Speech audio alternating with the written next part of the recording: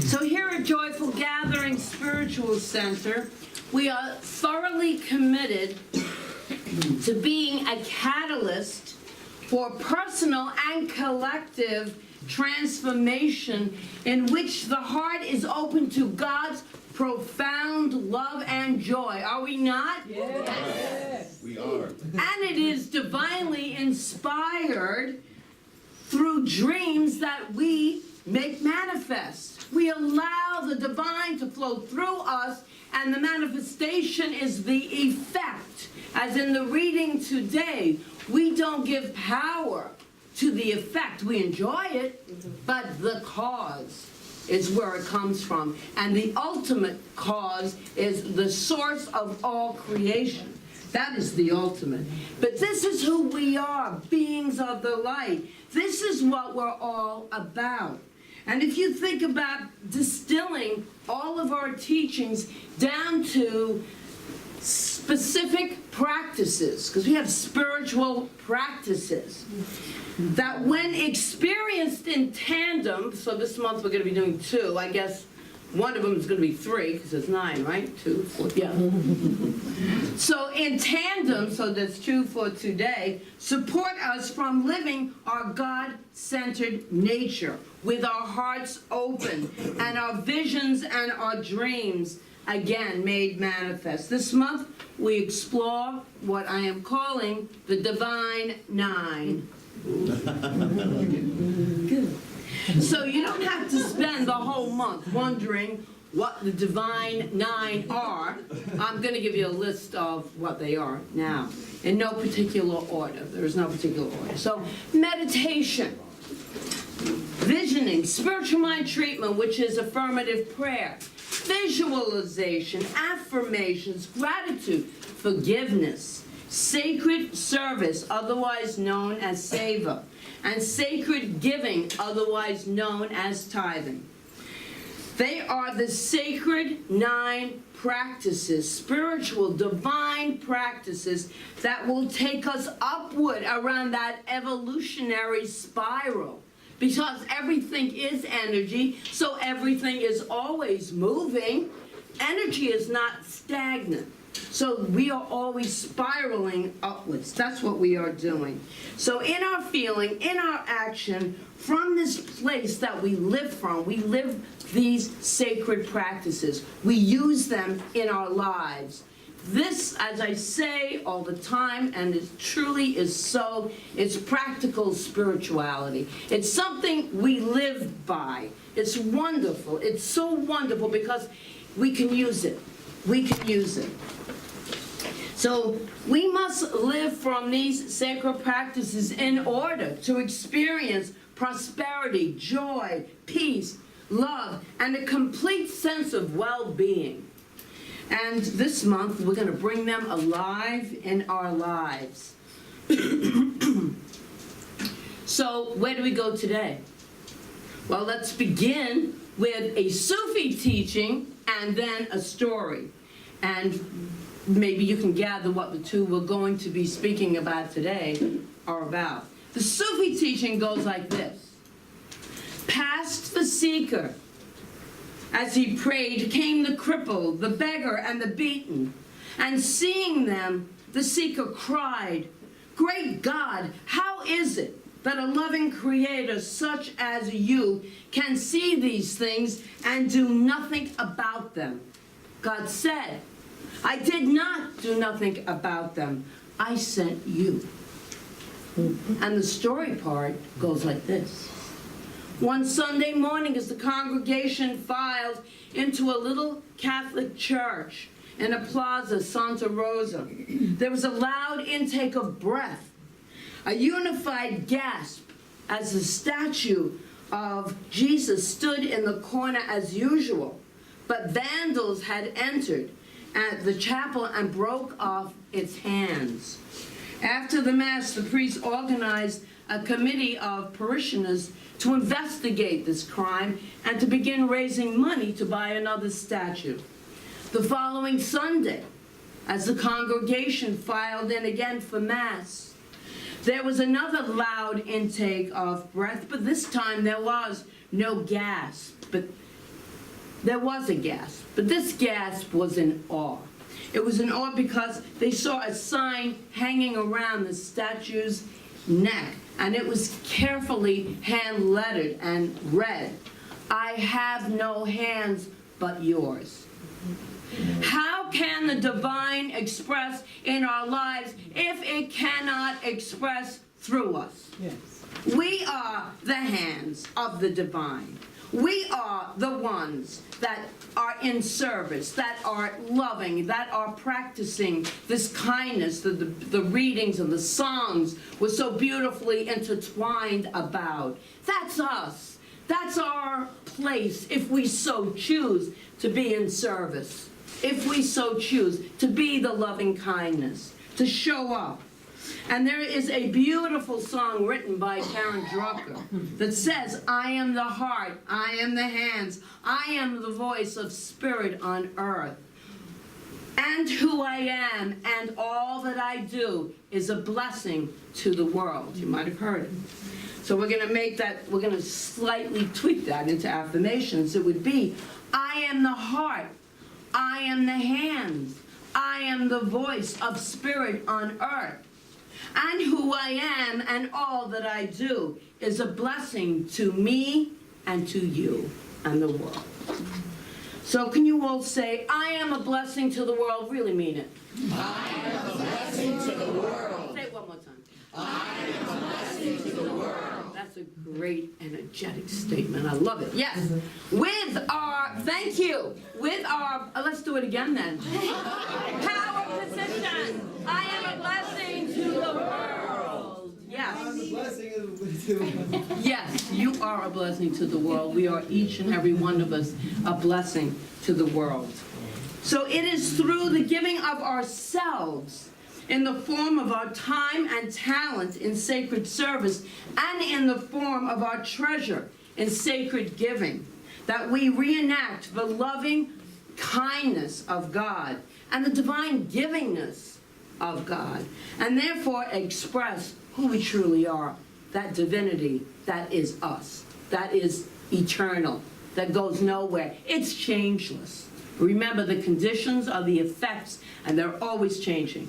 But the cause of who we are is we are divine beings of God itself, of the light. That is changeless. That is the truth of who we are. So that statement, I think, is important. So I'm going to say it once again. It is through the giving of ourselves in the form of our time and talent in sacred service and in the form of our treasure in sacred giving that we reenact the loving givingness of God and therefore express our divine nature. There is no lack, no limitation in divine mind. There is none. There's no concept of it.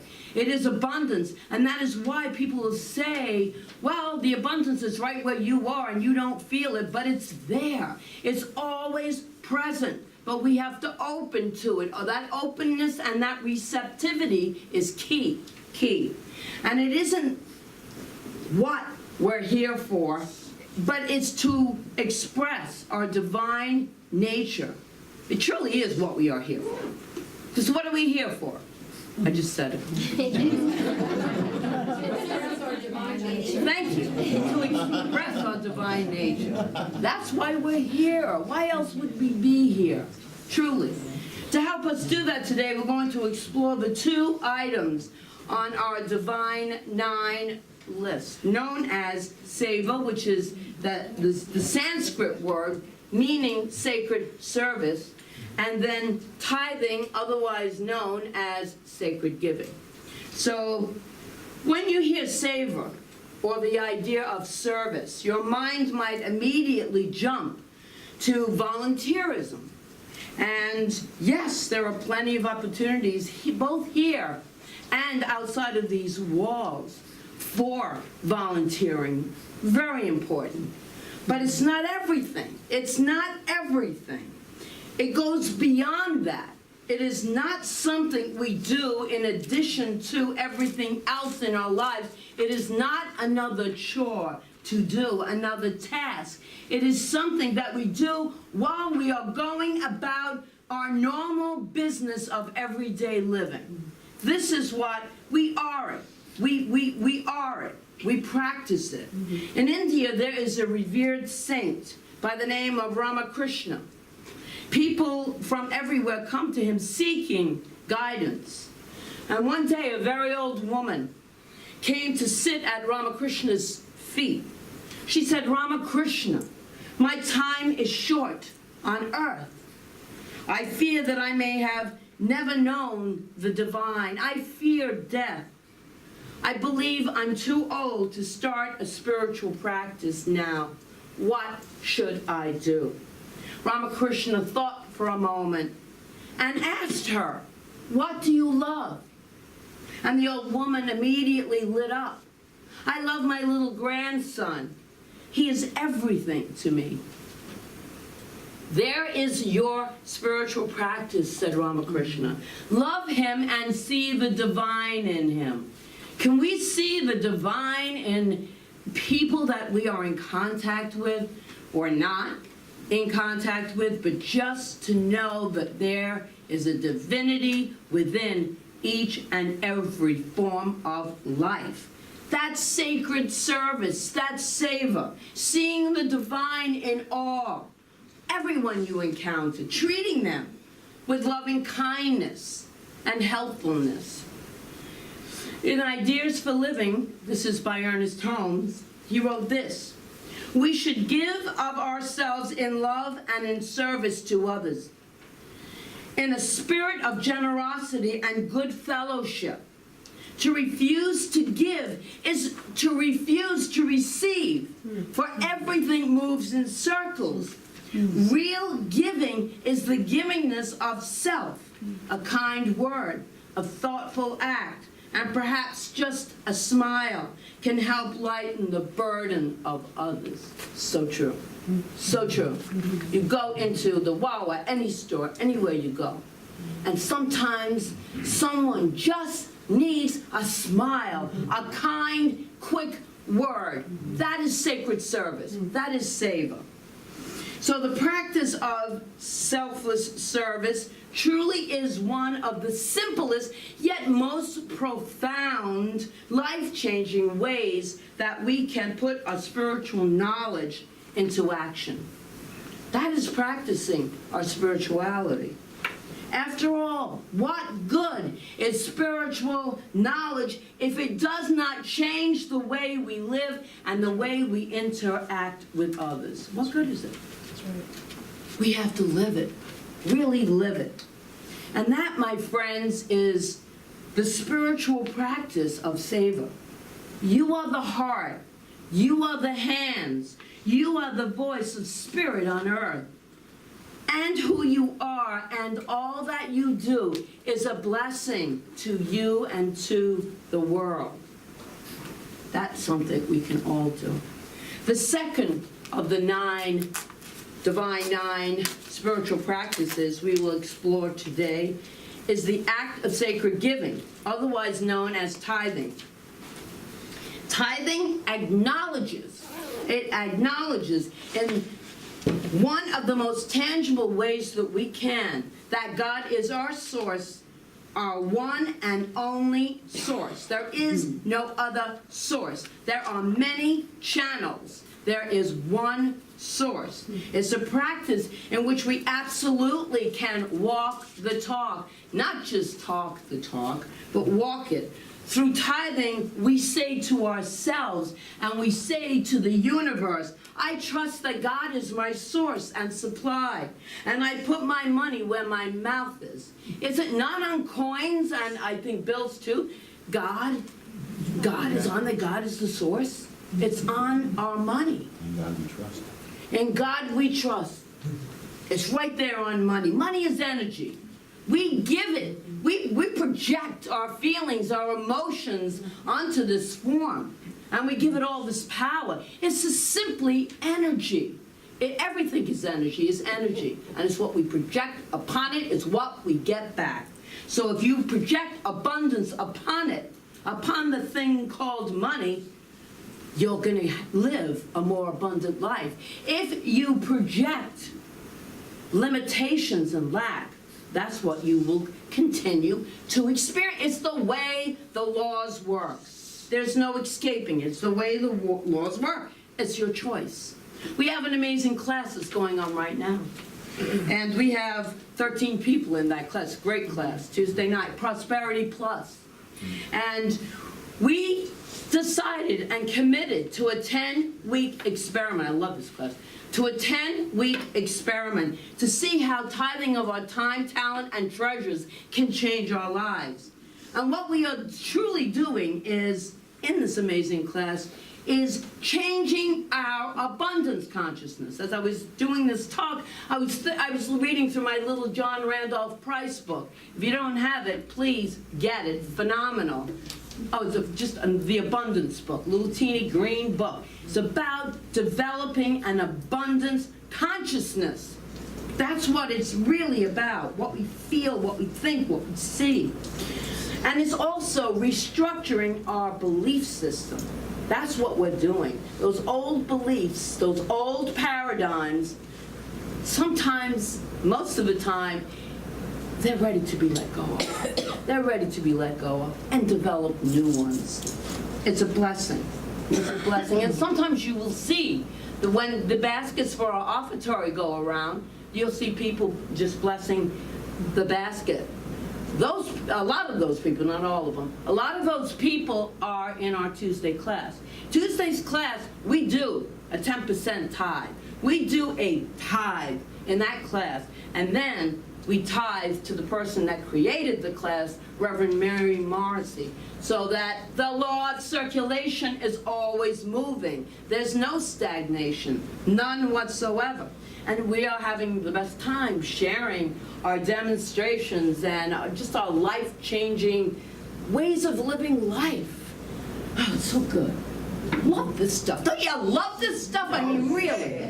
We love it. Meister Eckhart, German mystic in the 1200s, who taught about the union of the individual soul with God, once said these profound words: "There is nothing else a man can do that is so beautiful as to put complete trust in God. Never, God never failed anyone who trusted him greatly, but rather by them he does great things." By them. Again, moving through us, we can do great things. And it could be that smile. It could be any of the things we spoke of or more. As long as you know, act, live, and breathe that God is your source, you will be blessed. It's one of my strongest affirmations that I use all the time, especially when that little fear tries to creep in. Just go to, this is this now moment, and in this now moment, God is my source. There is a divine source that is always present, supporting me, guiding me. That's so powerful. I invite you, if you don't have anything, to get through moments of fear where it looks like there's not enough. Go to the source of all good. Say it to yourself. Say it out loud. Sing it. Walk it. Whatever. Dance it. Whatever you need to do. Charles Fillmore once wrote, "Tithing is based upon a law that cannot fail, and it is the surest way ever found to demonstrate plenty, for it's God's own law and way of giving. By the act of tithing, men make God their partner in their financial transactions, and thus keep the channel open from the source in the ideal to the manifestation in the realm of things." And I know in Prosperity Plus 1, it's another class that I just went right to 2 all the time, just go to the more advanced one. But there was a story that many of you have heard about a man that owned a department store, and that he always tithed, and he was going out of business. And he was getting less and less, and he decided, well, now it's not the time to be giving money away and tithing, so he withdrew his tithe, and he was really almost to the stage of complete bankruptcy. And then he said, what am I doing that is so different from when I was so successful? And he realized that he stopped tithing, so he reopened He didn't close it, but he reopened the store in a bigger way, and he renamed it to Lord and Taylor. That is a true story. That is an absolute true story. So the Lord is our partner. Why not? God is my partner. Why not? Couldn't have a better one. Perhaps you were thinking, this all sounds so good and well, but I cannot afford to tithe. And that is a statement that a lot of people, more than one person, has uttered. And so in response to this, Catherine Ponder, who is absolutely like one of the queens of prosperity, absolute trip, this woman. Anyway, she is. She's wonderful, right? Wonderful. Well, she wrote this. In those circumstances, she wrote this. Then you cannot afford to. The greater the present financial necessity, the greater the need for immediately evoking and invoking the power of tithing. Abundant giving of our time and our talent and our treasure through savor and through tithing. These are part of our divine 9 spiritual practices that I invite you to be a part of for this whole month as we go through the month, going through in tandem these spiritual practices, the divine 9. When we combine them, these 2, with the other 7, then we will explore, for the rest of the month, a personal and collective transformation. It cannot help but occur. When we evoke the divine law truly and purely, without all of this noise in our head going on, it must respond. It always responds. In fact, it's amazing sometimes.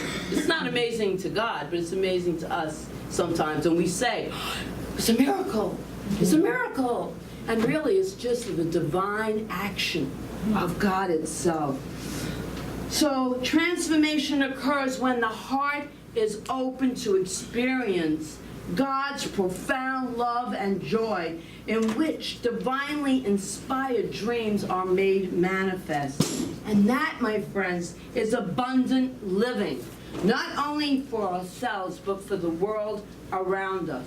And so at this point, yeah, I'm feeling that I need to do a spiritual mind treatment.